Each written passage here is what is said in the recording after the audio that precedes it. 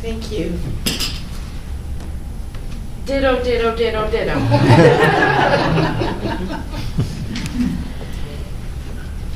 Facebook today reminded me where I was 4 years ago today. And it was at Camp Borden, where our armed forces are still trained. And I mean, doing a session on the International Day for the Elimination of Racism, and it occurred to me that if I could put a retrospective of where was I on this day since 1990 every year, and what did we say on those days, that it would give us a real sense of where have we been. We could think of where are we now and where are we going. And in a way, I think that's what Andrew asked me to speak about. Yes, the importance of coalition building and how do we actually work together. And each of the groups here, each of the presenters has spoken about the importance of relationship building. But at the same time, Andrew did mention, and what do we need from our national bodies, our national agencies? What can we expect the national agenda? I'm thrilled that you're here and that there is a parliamentary secretary. But I'm also, and I learned to have to say that, and I'm also struck with how we go in waves on this, and how everything old is new again. And I kind of hope that applies to me, because I'm feeling very old at times, but energized when yet again we go through a period of, and I would never put down people the way we see some of the people in some of our organizations. Oh, we've done that already. Oh, we've been there. And you know how people talk about youth engagement, but don't really know how to engage the next generation. And having said that about the importance of engaging the next generation, as has been said already, the importance of this generation knowing what has gone before so that we can build. And we've often said we stand on the shoulders of those that have gone before, our elders.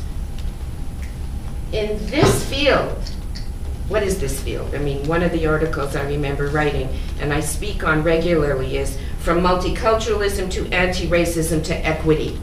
And the subtitle is The Challenges of Putting Theory and Policy into Practice.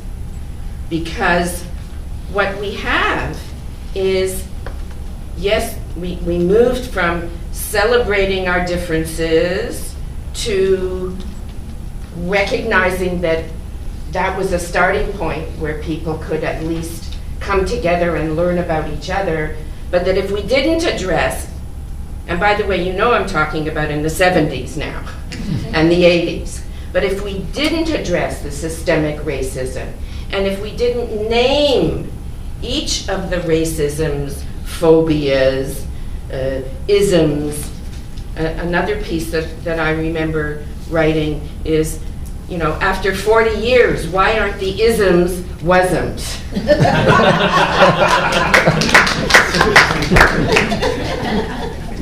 So the kind of work that Andrew in the 70s and 80s did with the Canadian Ethnocultural Council, you knew that on a regular basis there were going to be opportunities for people from across the country to get together to build allies.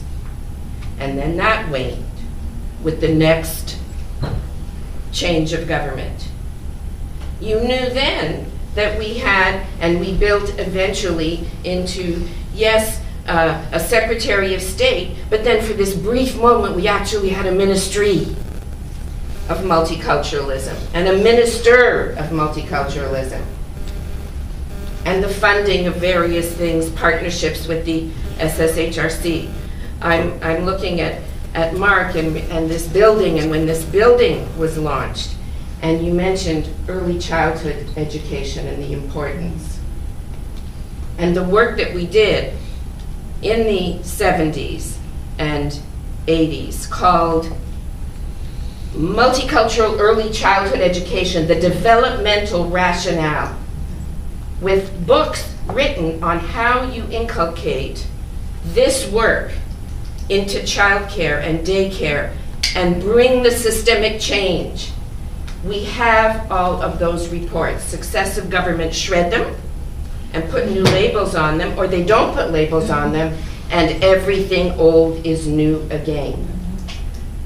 I can recall being asked to come to Saskatchewan when I was head of the Canadian Race Relations Foundation to speak about, they were having a panel on Aboriginal justice. And regrettably, I am almost, I guess, a borderline hoarder, but my husband would say it's past that. So I have a lot of those documents that have been shredded. And when I went in 2000 and whatever, 5 or 3 or something to this thing, I brought with me from the government of Saskatchewan a document that had been done in 1979.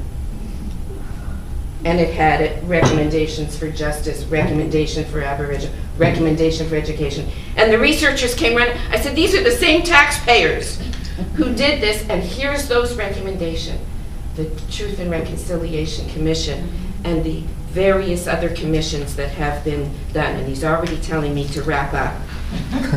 So yes, the work that we did then in setting up even the Children's Museum to try to make sure that the staff was trained on systemic racism and how even the posters could reveal a bias. I also feel that we're looking for the kind of leadership of our national organizations to bring us together again on a regular basis. It's about building allies. And those powers that be, whoever they are, that want to divide us, will use the campaigns of misinformation to have us believe that words mean different things or that we should be afraid. I'm looking to organizations like the Canadian Race Relations Foundation, or reconvening, building a newly creating, but building on what we've had of the kinds of coalitions of where we did have a national education organization that was able, we knew every 2 years we could meet with those allies from across the country and get those batteries recharged. But first we do have to continue to name all of those forms and all of those phobias.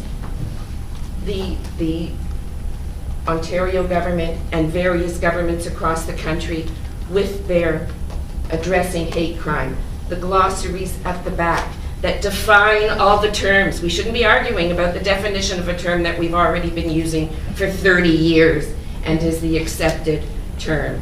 The equity and inclusive education strategy, where the lawyers agonized and where I know I had to fight to get the word anti-Semitism into there and Islamophobia, and to name those names. And so the kinds of coalitions that do exist in the country at the grassroots level where the story's not told. The Canadian Association of Jews and Muslims, for example, very, very grassroots. The kinds of funding that those kinds of concepts used to receive. Again, everything old can't be new again. I'm the cockeyed optimist, or you can't stay in this field for as many years. You have to accept, and it's not just because I'm a psychologist, that people have to be able to change, right? And institutions have to change. But there are times when I go to schools or I go to organizations and I'm on the verge of tears because I'm hearing the very, very same things that we heard over the years. It's always stronger. You know those posters? We should bring back some of those posters too, because they're there. Together we're stronger. But who is it that doesn't want us to be strong? And how do we bring back not bring back. I don't want to go back. You know, they say you don't have a retreat, you have an advance. But how do we really, we've often said our work is about putting ourselves in each other's shoes. Or they've said, you never judge a person until you walk a mile in his moccasins. And even the great Hebrew sage Hillel said, separate not thyself from thy community, but judge not another person until you have been in his place. Same concept. And yet, while many have learned to name racism in all of its forms, because we had to learn that, we find that some victim groups aren't allowed to define their oppression. The term intersectionality that is used, it's been corrupted now, sadly. I know what intersectionality means in the way you used it and the way others use it, and yet now that term has been corrupted in some movements to say that you've got to include some of the international issues that then end up exacerbating anti-Semitism. And that concerns me. And it concerns me when some groups who we feel should know better haven't sat down together to understand the similarities that we have, not only in our work and in our religions, but the similarities in our oppressions. And so I'm going to stop now, because I know that we're talking about the national agenda and what we might look to bring out some of those documents that have the recommendations, so we don't have to pay, what is it, throwing good money after bad?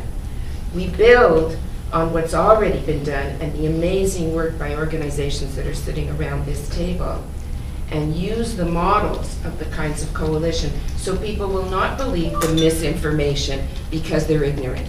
That's when they believe the misinformation, because we have not provided them with all the information they need to make responsible decisions. And I'm encouraged that it's not really the beginning of a national conversation, it's the resurrecting of that national conversation.